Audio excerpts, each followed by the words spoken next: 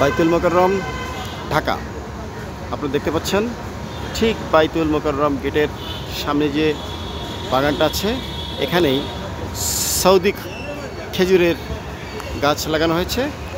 এখানে এই দেখেন, ভালো করে দেখেন গাছটা। একটা, দুটো চারা দেখা যাচ্ছে, সাথে ওই পাশে আরও কয়েকটা চারা আছে।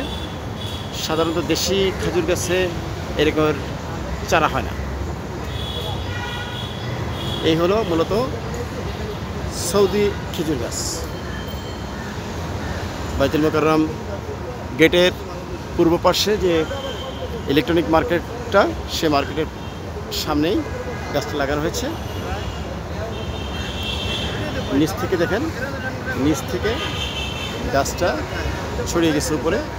পাতাগুলো আমাদের দেশি খেজুর গাছের মতোই, খুব বেশি এটা পার্থক্য গাছে নেই, কিন্তু ডগা যেটা, মানে পাতার যে ডগাটার সাইজটা বেশ বড়, অনেক বড়, অনেক বড়। দেশি খেজুর গাছের ডগাগুলো এত বড় হয় না।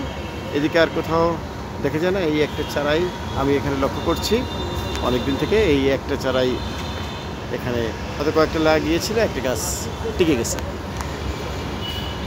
ধন্যবাদ আপনাদের।